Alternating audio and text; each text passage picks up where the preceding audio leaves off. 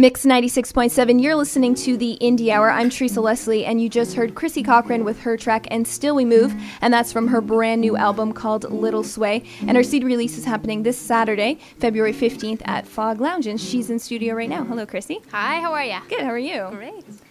Nobody taught me about the birds and bees or where they go when it's time to leave.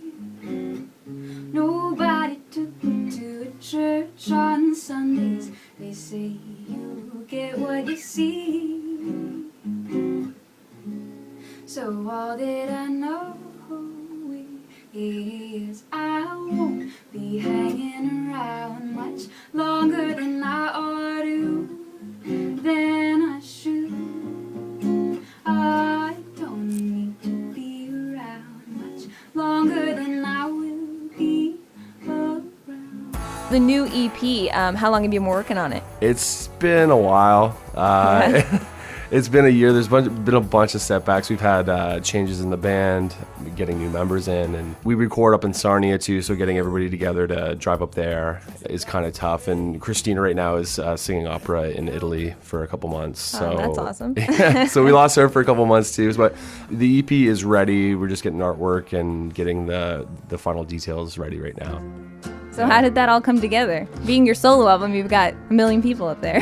Yeah, it's kind of ironic that it's a solo album, but I doubled the band size. Yeah. I originally was going to do this album as a really stripped down folk thing with just one track of a classical guitar and a djembe and vocals. I don't know, it's just kind of inspired by some other music, some of Paul Simon's stuff. I wanted to make the songs like just have more depth to them, I guess. And so I just started asking people I knew that played these instruments. Some of them were friends that I didn't realize played those instruments, and then everyone was really into it and they overdubbed all the different parts. So you hear the album and it sounds like it's being played like live, but it's actually just like, every instrument's recorded in a different space. It was their ideas, they came up with the parts, I just showed them the songs.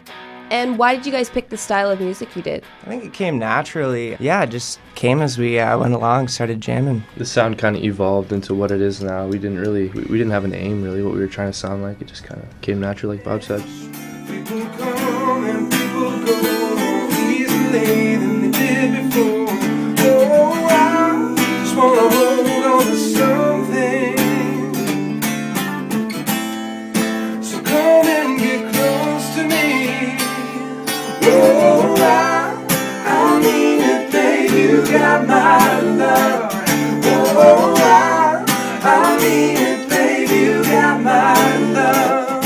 Oh, I mean it, babe, you got my love.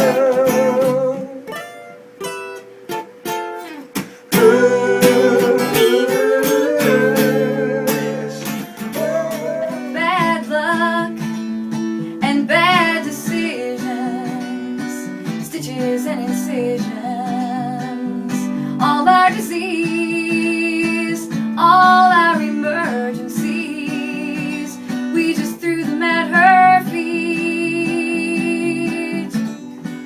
And she's a tonight, and now I'll put it off till tomorrow. But oh Lord, I don't know what's a coming over me. But mockingbird, what I wouldn't do for you just to be in your story. So you said you're pushing it harder. Is the goal to like make it as a band? I think it's to say, we gave it our best shot. See how far we can go. Yeah, exactly. If you have like, I guess the mindset like, you're gonna make it, then it might steer from like what the whole goal was to have fun, up there every night.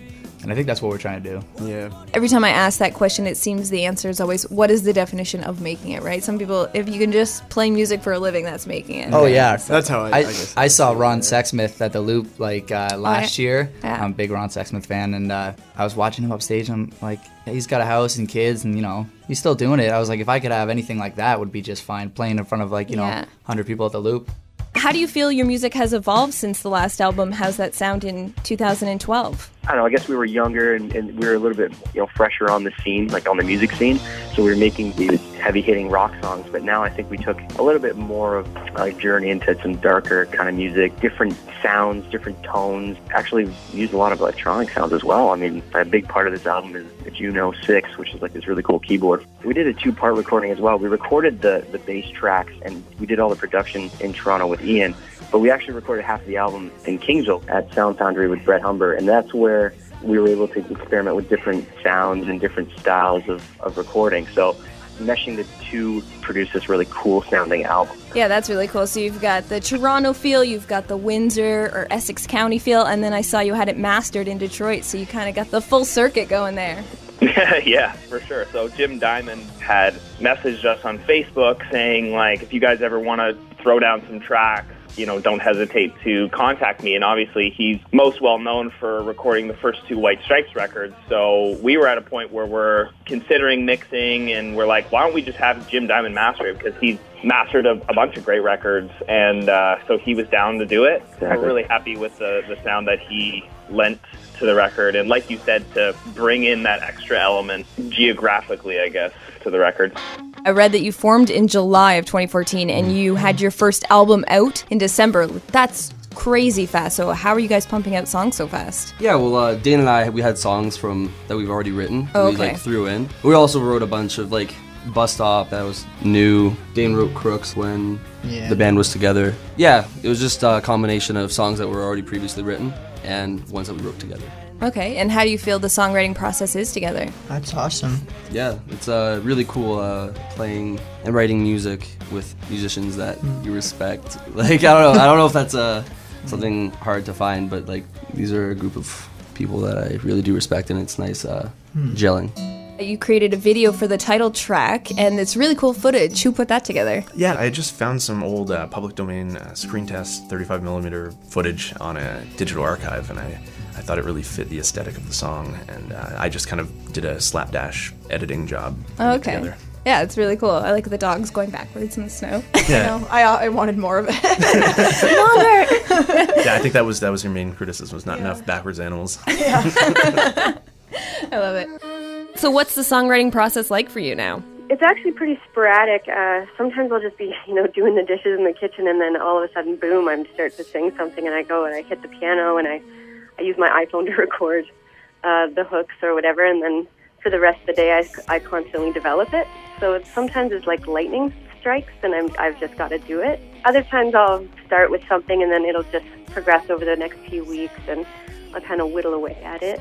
Then I'll usually go to the production side of things, get onto the software, and start to hash out the structure and so on. And then after I've got something going, I send it over to Matt and see what he thinks. A dream that's not followed is a dream that is lost, and no credit card can cover that cost.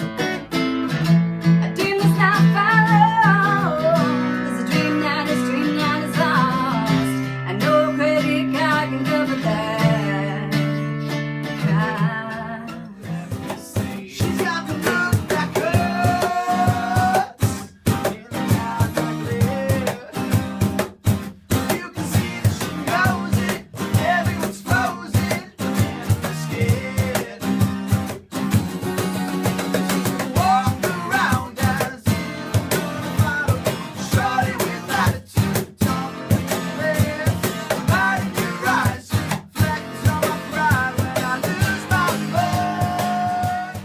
Congrats again on winning Best Album of the Year. You guys are definitely the hardest working band in the city, in my opinion. So you deserve it. Well, thank you. We love you. Thank you. So I'm going to play the revamped version of Spinning. Do you want to tell us anything about the song, why you decided to revamp it? We didn't really remix it. We just tweaked the mix. After a quick session like we had for Platypus, there were a couple of things listening to it back where I kind of felt like maybe we could pull back a little bit on the delay on my voice just to clear that up a bit.